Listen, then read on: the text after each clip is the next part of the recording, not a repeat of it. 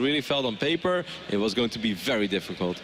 Yeah, impressive play from our Protoss player on the last map. We are loaded into Overgrowth, guys, for Game 3. In the top right, he is tied 1 apiece. The blue Protoss from SK Telecom T1 Classic.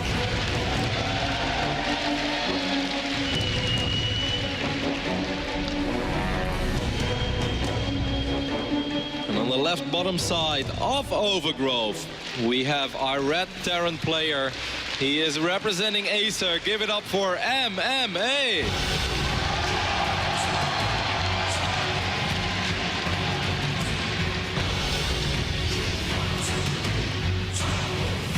So Overgrowth, you know, it's a two-player like Kingston Station, like we said, but you don't have those wide sides of your base that are open. And in the older days, you would have thought, okay, that's good for, you know, makes it better or worse for blink builds. But in this matchup, it has, I feel, just a bigger impact on the late game. You're going to have an easier time defending the space of Protoss. You don't need to spread your High Templar out as much. And for a Terran player, it can make defending early aggressive plays a little bit more difficult sometimes. That is true. So far, the Classic has definitely shown us that he loves his target play, that he loves going around with these oracles, and he's actually going to scout relatively quickly this time as well. I guess perhaps Polt got into his head a little bit with all these command center build first, even on maps where you don't normally expect it, like Overgrowth. And this probe will identify that he's playing against a pretty normal opening with that gas, and it will most likely be a Reaper opening for MMA.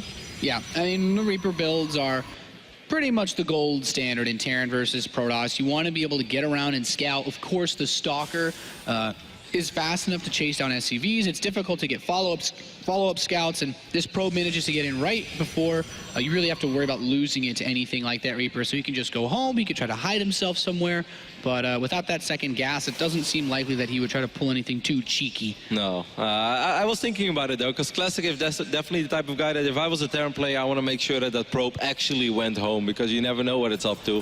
We saw that in his series earlier in this tournament against Hero, but for now everything is very standard for him. Even started the Zealot just in case there would be an SCV making his way across the map, trying to drop an engineering blade to prevent this Nexus from going down, but he doesn't have to worry about that. So he can cancel the Zealot and can just start his Mothership Core as soon as possible, and then we're just looking at a normal economic Protoss versus Terran for now. Yep. Relatively standard game so far, but we have seen Classic open up with these regular economy builds and then go into his Stargate for that Oracle into either Phoenix or what have you type play. But another factory opening from MMA beyond the Reaper expand. And MMA is still one of those Terrans that does this often enough that I wouldn't rule it out, but I really feel like this has fallen off for a lot of other Terran players lately. Yeah, I'm a little bit surprised to see it on Overgrowth. Like you said, for all the reasons you just mentioned, Nate, it makes a lot of sense to do something like that on King Sejong Station, a lot of surface area and the main base as well. Doing something like this on this map, I think a lot of Terran players would be a little paranoid, but maybe MMA is kind of playing into the way that Classic is approaching this matchup as well, as so far Classic hasn't been too crazy. Even though, Nate, this 4 minute and 50 seconds robotics facility, he might just do something with that. Oh, you know, this is... Immortal Sentry? I mean, this is giving me some weird vibes, man. We've seen Classic... We've seen, actually, twice. I think this is actually it could segue into that Colossus play. I mean, at this point, with the opening that MMA is doing, it's not even bad to just get, if you want to do something crazy, we've seen players like Huck, you go build some Immortals, get a big gateway push, and it's been done a couple of times, but catching people off guard seems to be something that Classic's good at. I wonder if, I really want to know where he wants to take this. And actually, the second gas from MMA, before he even has a tech lab to get stim, I'm not sure what he's up to this game. What if MMA does the Polt build? That would blow my mind. If you guys didn't catch last week on this map, Polt against Classic did a nuts like Marine Hellbat siege tank and like Blue Flame Hellbat. He got mech upgrades to go for a pretty wild push, but the Reaper runs in. It's going to try to get some scouting. Does get picked off. Hellions running the natural. He's going to try to get some probes, and he will pick up a few. 2 so far. But of course, you kind of get a little bit of information. You see this gas being taken already, pretty much before the natural mineral line is saturated. Can be a bit confusing. I think that's actually okay, picking up 4 probes in this phase in the game, just like that. 2 Hellions, like, yeah, it's a reasonable investment, but I think most Terran players are quite okay with that. Of course, he would have loved to force out a photon overcharge as well, but can't have it all in life, Nate. No, stim is on the way. 2 extra barracks being built. The robotics bay is in production, and we've got +1 armor. Now, this medevac drop, of course, Widow Mines, if they splash, they will kill all probes within their radius, so you need to be able to pull your workers out very quickly, or in this case, for Classic, with his stalkers defensively positioned, just don't let them burrow. The last thing you want is have to deal with those, especially if you don't have any observers at home. I mean, of course, Classic did have very fast access to that robotics facility as he walked it in, like, even before the 5-minute mark, and he had stalkers in a good position over here as well, so he will usher this medevac out immediately. He did follow it up with a robo bay, and the Twilight console is going down now as well. He can still go many ways with this. He can continue building probes and just eventually go up to 3 bases, or he can still set himself up for a very strong 2-base attack. But that seems a little unlikely by now. So I actually think that Classic is just taking a defensive but macro-oriented approach to this game.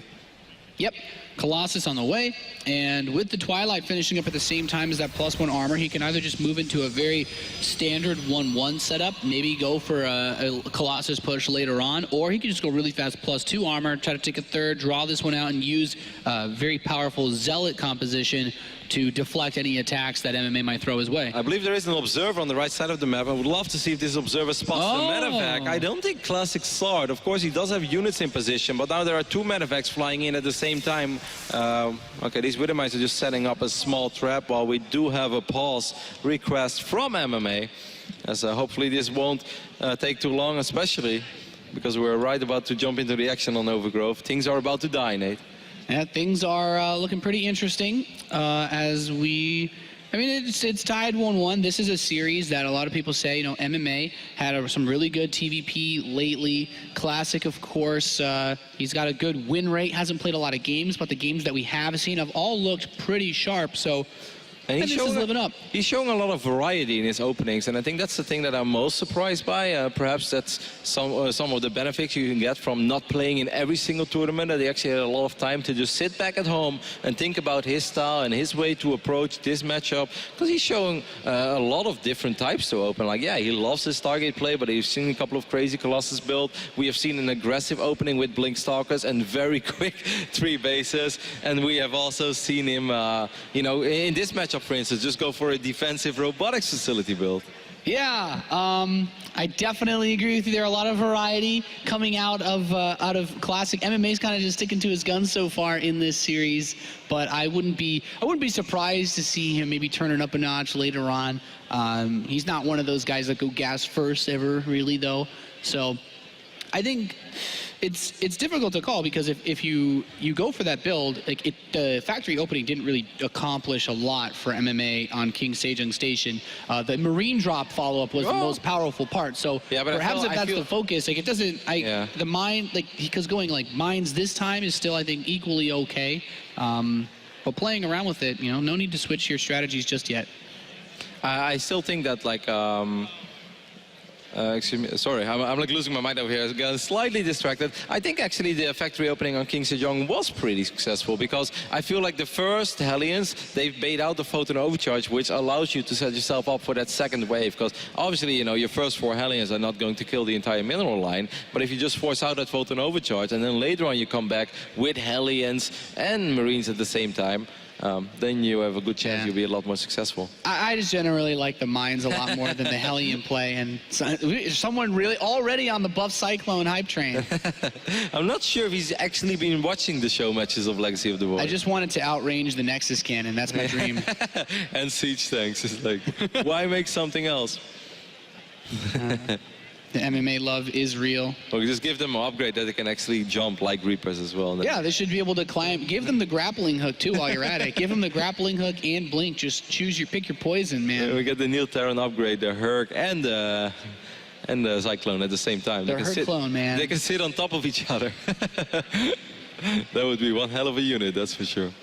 As we have a small update, as MMA just seems to request that he just needed a minute or so hopefully we will be able to continue the action real soon, guys. It's not the same as what we had before, so don't worry and stay tuned. We do, of course, apologize for the small pause that we had, but of course we want to make sure that these players have optimal conditions, and MMA seems like he's good to go. Yeah, feeling the heat a little bit, but we're back in. Of course, this observer, he didn't see the medevac earlier, but now he definitely knows position on the right side. Oh, those Widowmites, where to stop? He's just going to accidentally walk in, loses 2 stalkers. Army a little bit injured. Nice pickup, and suddenly MMA's like, can 8 Marines kill a Colossus? I don't think so. Can I more? I would be like, I killed 2 Stalkers, go, and then I would lose my whole army. Can I exchange them for a Cyclone then, maybe? But still, though, great start there for MMA, especially because Stalkers are pretty expensive units. It's something that people often forget. It's like, it's that unit that Protoss has access to very early on. Classic has to be very careful here, but he will stay outside of range of that Widowmine, so well done. But Stalkers are expensive, especially early on in the game, while we seem to have another minor issue over here. But Stalkers are important units, Nate, especially because you want to use your gas for other things. You want to start investing in like either Colossus or your armor upgrades for forges and stuff. You don't really want to replace those Stalkers that you're losing, especially if you lose them without any real purpose. Like running them into Widowmines, that's something that's not supposed to happen, but still a lot of credit to MMA for setting it up like that.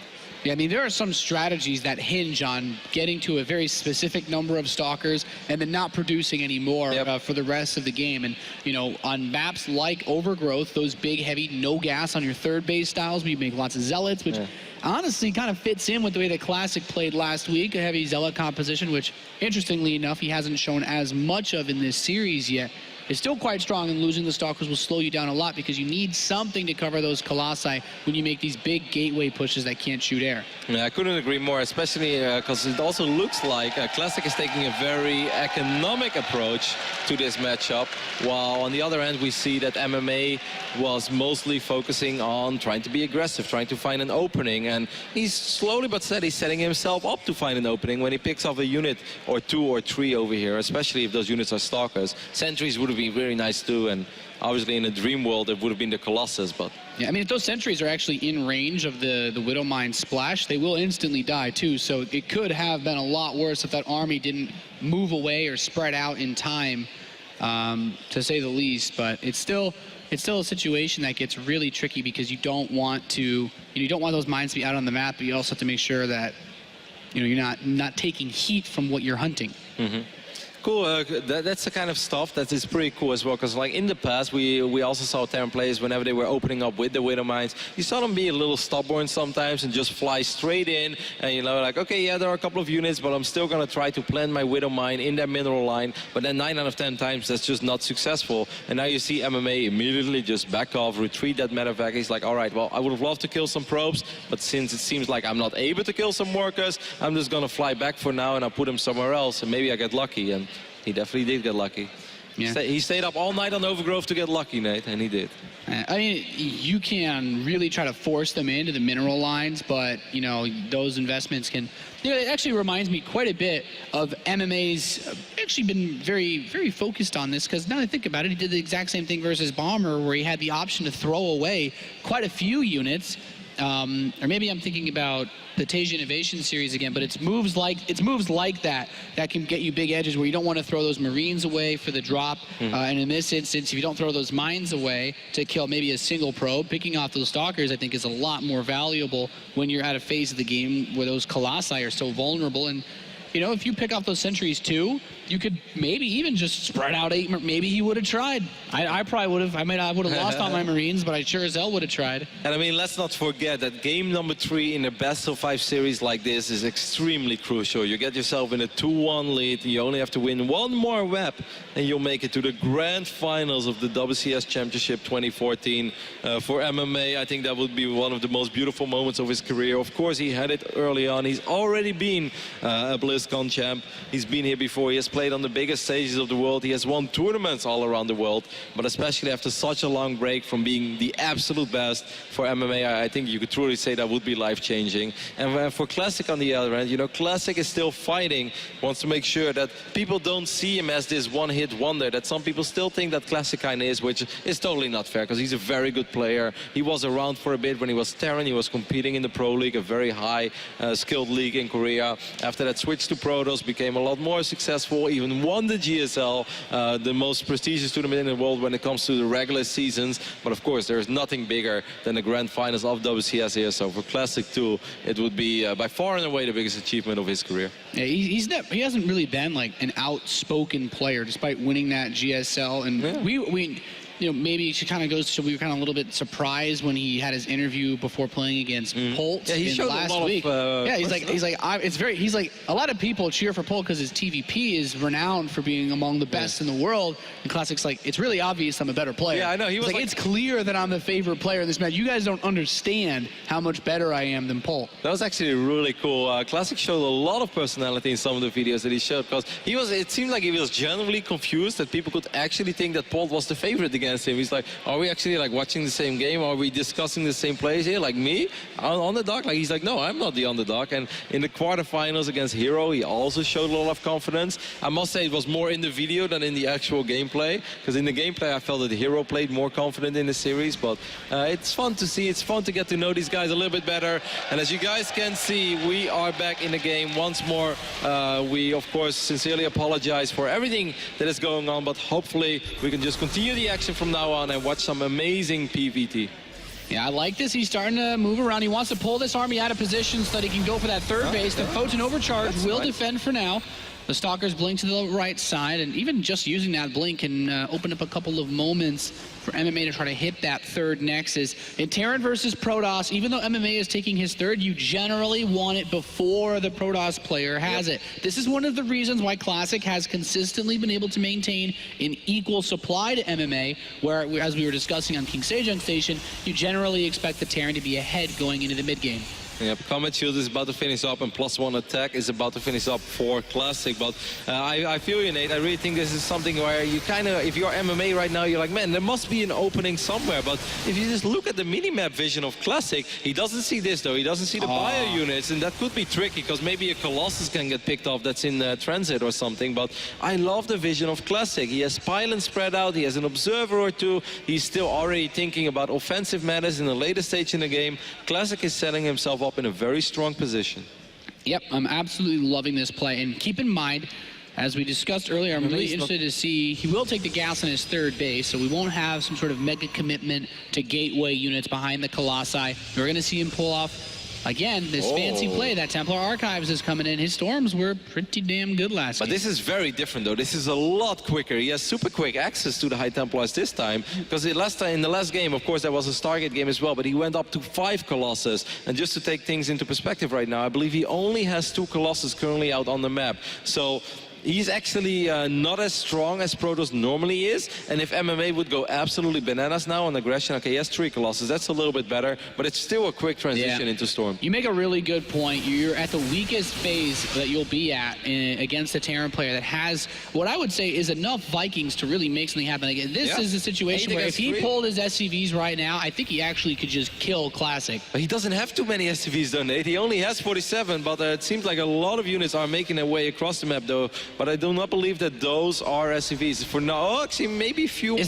Are those the boys? Oh, yeah, boy. Well, the boys are coming once more. The boys are back in town, Roddy. He's bringing his forces over. One more push to try to seal the deal. A couple of ghosts are out. This is very important. He doesn't... Storm, 14 seconds. Couple of force fields going down. It's so important that Classic has enough time for Storm to finish up. These Storms will potentially be game-winning if he can get up here. Now, they're all on the right side. He can't get close enough. The Vikings are going to get the first volley off. Here come the Templar. One Colossus hurt a lot. It's a High Templar. Yeah, EMPing the gateway units a lot too, but he needs to get rid of the Storms. The first one drops, hits a lot of the Vikings. Those Colossi are suddenly going to become a lot more relevant.